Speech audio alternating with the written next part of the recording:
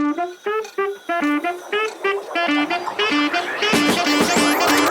more time, everybody. Cheers to Kaunteya and Avanti. You made my job very easy as a comedian because y'all were pretty funny. Sanjala, really funny stuff. Yes, that was great. You, Shaker, all you guys were funny. What do I need to do at this point? This is great. So thank you very much for having me. This is super cool. I did want, Kaunteya, I feel like you have been roasted quite a bit, but... Oh, God. Really? Your dad actually wrote me some stuff that he left out of his speech. So there's more to say because I usually like to send out a questionnaire and find out a little bit about the couple before I come up here. And when he wrote about Avanti, he said she is a bubbling pot of joy and lights up any room she enters. She is capable, compassionate, and very strong. That's what he said about Avanti. By contrast, he said that Kaunteya was insistent that he was so American that he did not need an auntie to set him up. And yet, that's exactly how this happened.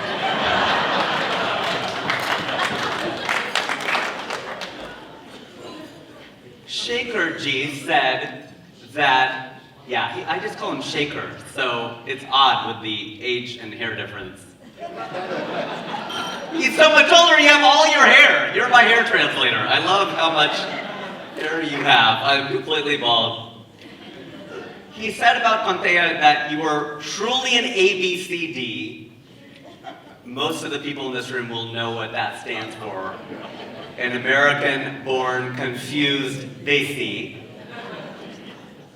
But he said he's beyond that. He said he is an American-born oblivious Desi. He has no idea about his culture at all. That's what he said about you. I married a Marathi girl. She is your culture translator. You won! I won. And what's your background? I was born in Chicago. Truly oblivious. When I asked him for his background, I was referring to the state in India, and he hits me with Chicago. That's amazing. Chitnis, where's Chitnis from? You don't know. Do you know where it's from? India. India. My dad has a large leather-bound book. We will take India as our answer. You knocked the lights out with that answer. Where's it from in India? He's from Mumbai area. Mumbai. So Maharashtrian. Chitnis, right? Okay, you passed the test. I think that's what you were trying to say. Which is good. He said that ultimately you loved basketball. He left out the rap part. But he did mention basketball. He said your loyalties have moved from the Bulls to the Pistons to the Lakers. Avanti, he has no sense of loyalty, is my point. How do you go from the Bulls to the Pistons? How do you leave Jordan and go to LeBron? How do you do it? Oh my gosh, that's incredible. But he's right, he has married somebody who will make him very happy, bring him more culture. He's born in Chicago. A lot of you may not know this, I was born outside of London, in Cincinnati, Ohio.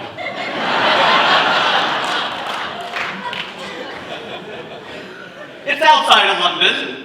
It just sounds more exotic if you say it that way.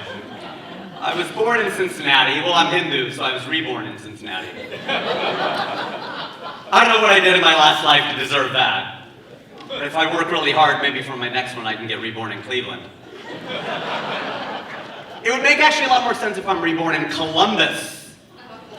And some of you already know where I'm going with this. Why? Because Christopher Columbus landed here. He was looking for us.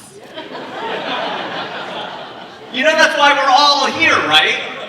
Columbus got lost on his way to India. And he ended up in America. What's weird is if Columbus landed today in America on either coast,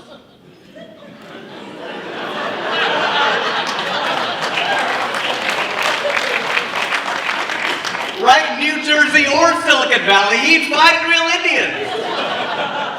He was just 500 years too early. The thing is, if you're born in Chicago, if you're born in Illinois or Ohio in the 80s, Yeah, late 80s, 70s in this case,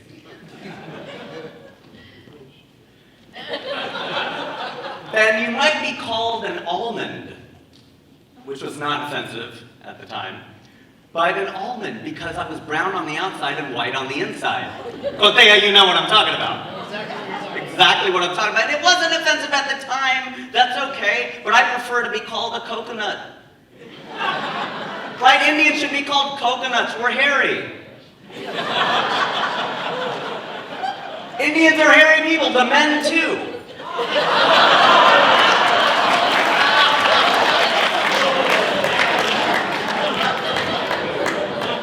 Only one is clapping in this case. You're gonna be in trouble for that applause break, brother, I'm telling you. That's the thing though, people would ask me all the time, they would ask these weird questions, like, do you guys have cars over there in India? Right? I didn't go through much racism, but people would ask me that. That's kind of racist. Like, do you guys have cars over there in India? And I was like, what do you want me to say to that? India has nuclear weapons. And nobody can operate a Honda? We skipped combustion and went straight to fission, baby. When India finally attacks the country, they're going to drop their warheads from an elephant.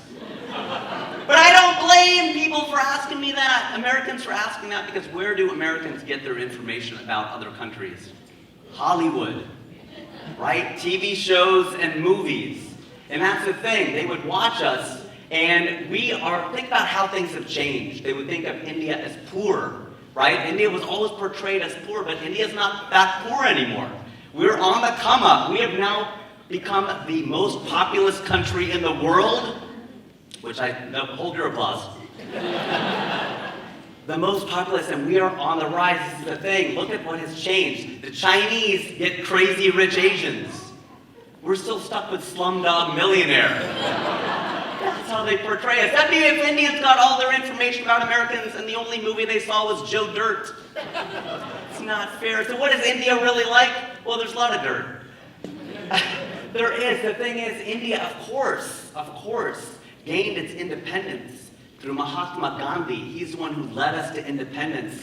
The thing is, a lot of stereotypes they say about Indians is that we're cheap. We are not cheap, we are smart. That is one thing to remember, but India, the thing was happening is Gandhi was walking around saying, India should be free. He was just talking about the price. And then suddenly we had independence. It's crazy how it went down. The thing is, we love to reuse things, right? We love to reuse things. We're smart with that sort of thing. We love, if you come over and you look at our yogurt containers in our fridge, probably no yogurt, probably leftovers. If you look under our sinks, we don't have sponges. We use old t-shirts to clean things up, man. We are an eco-friendly religion. Think about that. Even, a lot of us are Hindu. We believe in reincarnation. We even recycle our souls year after year after year. That's the thing. I think that's why we've become comedians, so many of us. We love writing a good transition and a good callback. And what is reincarnation other than the ultimate transition and the ultimate callback? It's the way that it works. Now, you guys met through an auntie, is that right? Now, which auntie was this? Bharti auntie. Bharti auntie? Is she here? Who is Bharti auntie? Who is she? Yeah. A friend of both of our parents. And she's not here tonight? She is not. You obviously put a lot of faith in this Bharti auntie.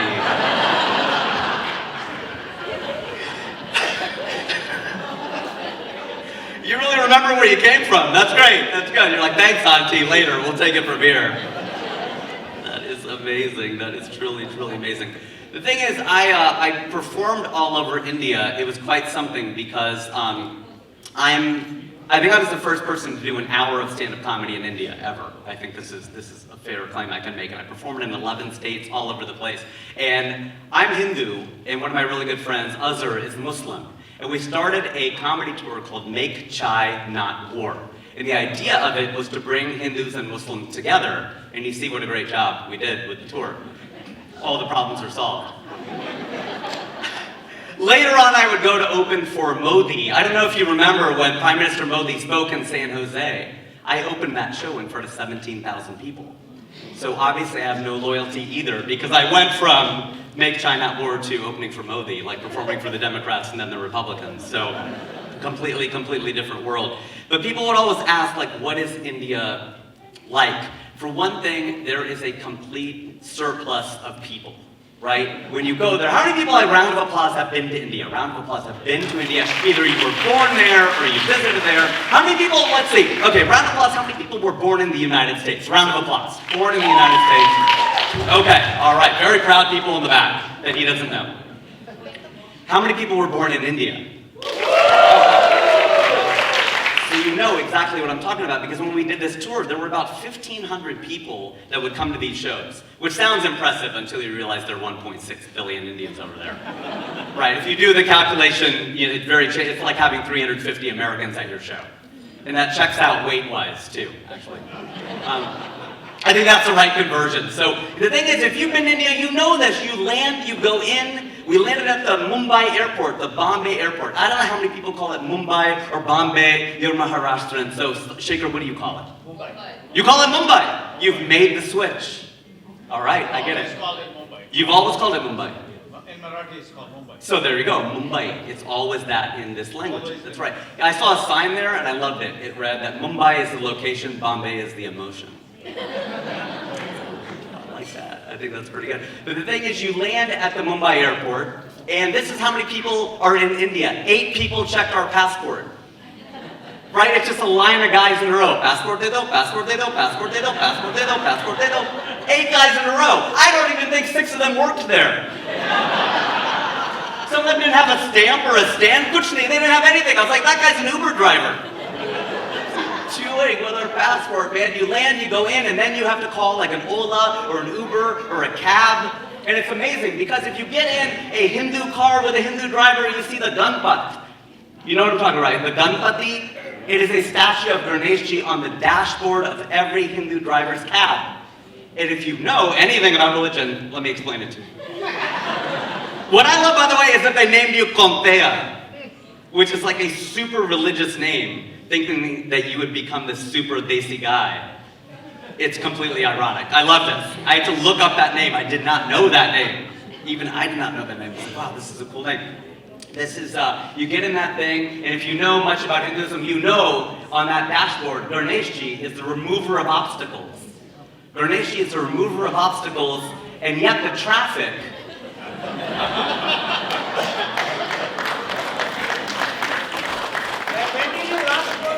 is Ganeshji asleep? What's happening? I went to India 3 years ago. Yeah, now go now, only one person asked for the passport. Check it out. Only one person asked. What happened to those other 7 guys? It's not there, you're creating them. They work for Elon Musk. No, only one, they They're working for Shaker's startup company. That is what is happening. Trust me, I've been all over that country. I know. Those guys are there. They're there. They've grown up a little. They may have more hair than I do. That's fine. India is different. They're there. You know why? When did you leave India? When did you leave India? I visited India 6 months ago. But when did you leave? When did you come here? How does that matter? It matters because I'm asking the questions. You guess. I'll guess. When did you come to this country? No, that was not your question. Your question is, when did I leave India? That's right. But I'm going to guess, when did you come to this country? Go ahead. 6 months ago when you flew back from India. I don't live here. That is true. I don't live here. Where do you live? Where do you I live? live in America. No, but where do you live? In Canada. In Canada. You're the only non-nice Canadian I've ever met.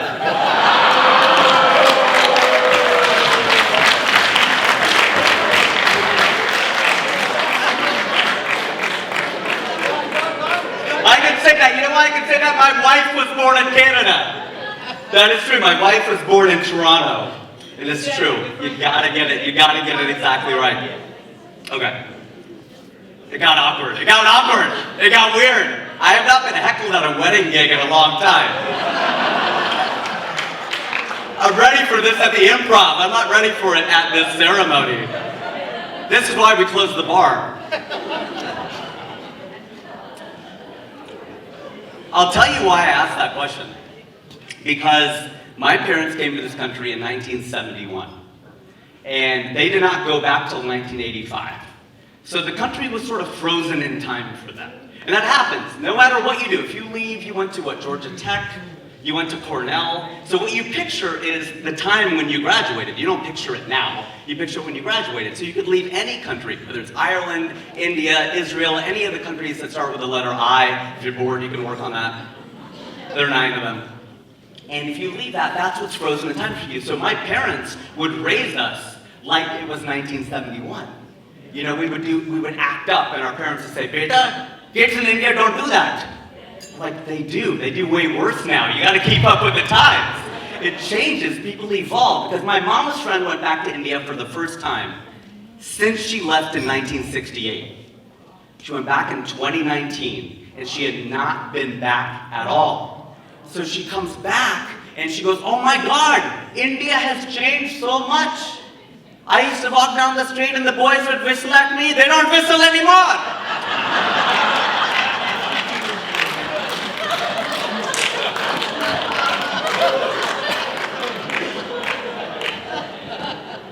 I wish I had the confidence of that auntie.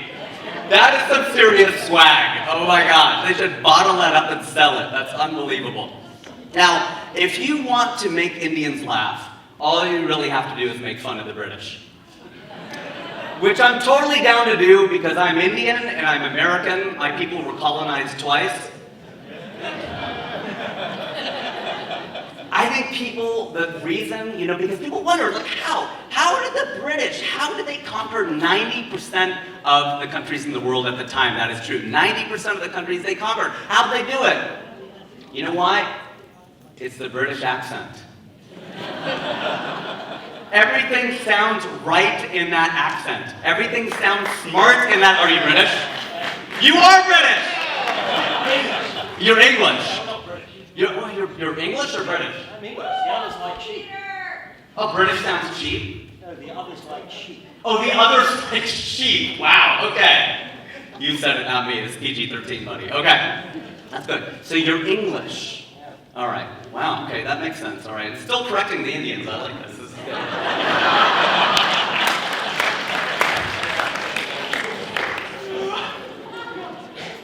It's true though. If I told the audience right now that 2 and 2 is 5, they would say, no, it's not. But you say it. Say 2 and 2 is 5. 2 and 2 is 5. Sounds right. You gotta think about it for a second, right? You gotta think about it. It sounds right, man. That's the thing. If you ever want a late checkout from a hotel, my wife's family hates this joke because they're Gujarati. And they really do run a lot of hotels and motels down here in Orange County and LA County and all these counties. They're like, stop telling people this. Use a British accent. Sorry, an English accent. Use an English accent. Call down and do that. That's what you do. You're like, I'm sorry, could you be a dear love? And our flight got rerouted through Spain. And could you just, reroute, could you give us like a 4 p.m. checkout?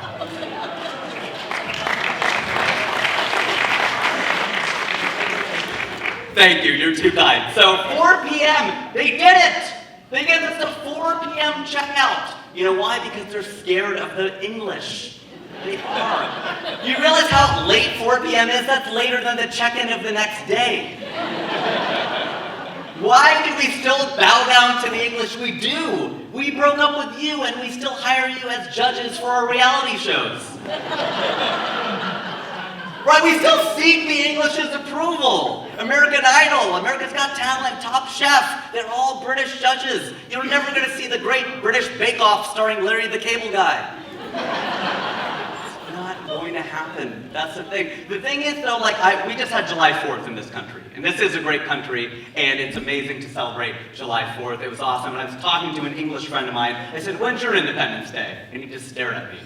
I was like, oh, that's right, they don't have one. They just have days where other countries gain their independence from them. It's free from your oppression days. That's exactly what it is. But you should look down, you should be happy. Don't let that depress you. Like you just seem like the sun setting on the British Empire. Don't let that depress you. You should change your logo or your slogan from God Save the Queen to giving the world a day off work since 1776. Thing is, of course, the British are intelligent, the English are intelligent, excuse me. The thing is, but I don't think they're that intelligent, I'll tell you why. They used to send their criminals to Australia. You know that, right? They used to send their criminals to Australia. Australia was a penal colony for England. I don't know if you've been to Australia. It's a way better place than England.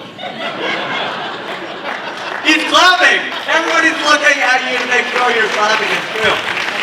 It's warmer, larger, cooler animals. I think if you were that smart, you would have gone to Australia and left the criminals in England. That would have made a lot more sense to me. Now, I am married. I got married about 8 years ago. I'm Punjabi, and she is Gujarati. It makes sense because I worked at Procter & Gamble, P&G. Punjabis and Gujaratis. And we finally had our first son. We had our first son, so you can give it up for us. We're super happy with that. Hersha and I actually met on a dating website, and it was not Shadi.com. For those of you who don't know, Shadi.com is the Indian dating site. Sorry, it's not a dating site, because we don't date. It's a matrimonial site. Aunties don't want you to think that they're dating, even though your mom totally outed you. That's right. She's like, oh, he dated so many girls. He brought one home. There you go. Not Bharti Auntie, though. No credit. No credit to Bharti Auntie.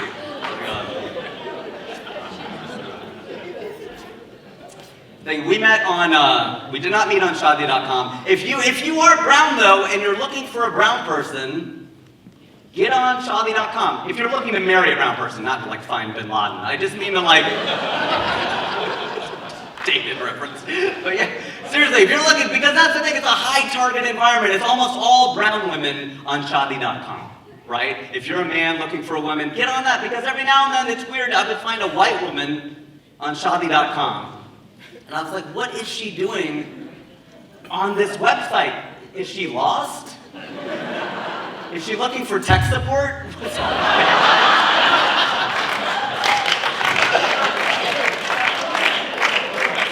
Is she trying to work for Shaker? What's happening? But it's great, it's refreshing. It's like finding an onion ring in your french fries. It's great. It's so amazing. My wife and I met on, okay, did you do the dating sites at all? Do you want to admit that now? I don't know what you're talking about. Don't know what I'm talking about. Do you want to admit? You did. Which one were you on? Hinge. Hinge. I know, that's the one now, I think. I don't know anything about it now because I'm married. So, like, good that I don't know. We were on a site called OkCupid. Does anyone know it? Okay, some of you know what I'm talking about. It was sort of a general market dating site. She actually got in contact with me, which was quite a surprise. That was really cool. She hit me up. And the thing is, like, people were like, well, wait a second, because Hersha, my wife, she was born in Toronto, but she lives in Austin, not now, she lives in me, but she lived in Austin, and I was here, it's not going that badly. She was in Austin and I was in Los Angeles, so people want to know, they're like, well, how did you guys meet then? If she was in Texas and you were in California. Well, the thing you might know, if you've been on these dating sites, you can change the radius. You go into the settings and you can change the radius for people who are looking for you. And so I was, you could set it to like 5 miles, 25 miles, 250 miles, desperate. Hey man, the thing is my mom, like aunties love to give you like a reverse pep talk. Like, you're a basketball guy, you know that you get pumped up listening to those talks and the Bulls, where you came out to like the Alan Parsons Project, and it's such a great lineup. Your mom will totally deflate you. My mom did, at least. She just goes, Beta, you have to be some realistic, You're old, you're short, you're bald, you don't really have a job. You have to be realistic. She's like Seema Auntie. Some of you know what I'm talking about. Seema Auntie is on a show called Indian Matchmaking. You know what I'm talking about. Okay, this show, Indian Matchmaking, is hilarious. Watch this show tonight if you have not watched it in its entirety. It is difficult, by the way, out here in Los Angeles to book jobs. Like, I'm an actor. Well, you haven't really seen me in anything, so I'm an auditioner. But I did book a very, very weird job. On Indian matchmaking, no, I'm not one of the guys. I actually do the audio description for this show. So if you're on Netflix, you go into the settings and you turn on audio description, you will hear my voice. It's very weird, but you will. If you want to hear my voice tonight, so I'm sure you can't get enough of me, so tonight, turn it on, and you will hear my voice in your ears. It's crazy, it's so straight. It's kind of like how you watch my Netflix special. You're on Netflix, you exit out of it, and you go over to YouTube. It's exactly the same thing. So that's the, I don't know if you've watched it, you know who Avanti is, and she's a little, you're talking about sexist? She's a little sexist. Because she's trying to get the fellas everything they want, right? And yet most of her matches don't work out. It's very afraid, it's like watching SportsCenter. Here's all the shots Steph Curry missed last night. I want to see that. I want to see all the shots this guy drained from 10 feet behind the three-point line. I want to watch that. But all these things did not work out at all. Because I don't know if you saw the episode where she tries to set up a vegetarian woman with a chicken farmer. And it's amazing. She will always say, what does she say to all the women? You know, oh, you know what? You have too many criterias. Which is good, like criteria is already plural. And they did that to us in India too. Like people were super nice to us, but they would come over to us and like, you know, we love your YouTubes. And when you make it plural, it just sounds so personal. Like you've seen my tubes. I went through enough pre-med to know I don't have fallopian tubes. By the way, I went to school to be a doctor, because obviously, I was pre-med and now I'm post-med. I had to skip the med part, that's where all the work is. See? Like, I don't know if we have any doctors here, but I wanted to be a doctor, I just didn't want to become a doctor. That's a lot of work, right? So, but see, Auntie, that was the thing. She would always say that. You could give her any order and she will switch it up on you. You could be like, see, Auntie, I would like a mango. Have some sag. You have too many criteria. And then what she'll tell the women especially, you know, it's okay. You get 60, 70%, it's okay. You give her your criteria, and she goes, 60, 70%, it's okay. I'd like to know, an Indian kid in this room, or an Asian kid in this room, if either of these kids come home and bring home a 60 to 70% on a bio test, I don't think your parents are going to be happy. You get anything less than a 98, and she's telling to settle for 60%? That's an F, Auntie. Does not count. I'm gonna leave you with this, because I know we're running a little bit late. The speeches were lovely and amazing and entertaining, because I do a lot of these and they're not always so entertaining. So this was great. This was really super fun to do. And by the way, I've got a show coming up at the Bourbon Room. I know you love your dark liquors, so you'll be out of town, but you said it was okay for me to announce this. On July 27th, I'm headlining the Bourbon Room in Hollywood. If you want my information, I'm @FunnyIndian on Instagram. Hit me up. I'll give you a coupon code. So let me know. I think we are going to sell out. We're almost there. So we're 3 weeks out. We're going to sell out. Should be a lot of fun. I'm going to tape that and I'm going to submit it to the streamers. So if you'd like to come, and a special deal for this audience, Shaker and I worked out that tickets are $25, but for you guys, they're $50. For you, they're $75. I'm going to say right now. I will be there at 100. He'll be there at 100. Thank you so much, sir. I appreciate that. My wife and I had our first son. His name is Naveen, and that means, in Hindi, that means new. So I think we're gonna have to rename him every year. And he was born in Los Angeles. Well, he was reborn in Los Angeles.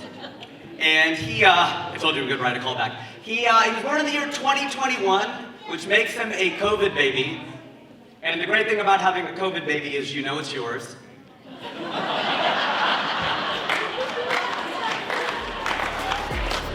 You guys have been a lot of fun. Thank you so much.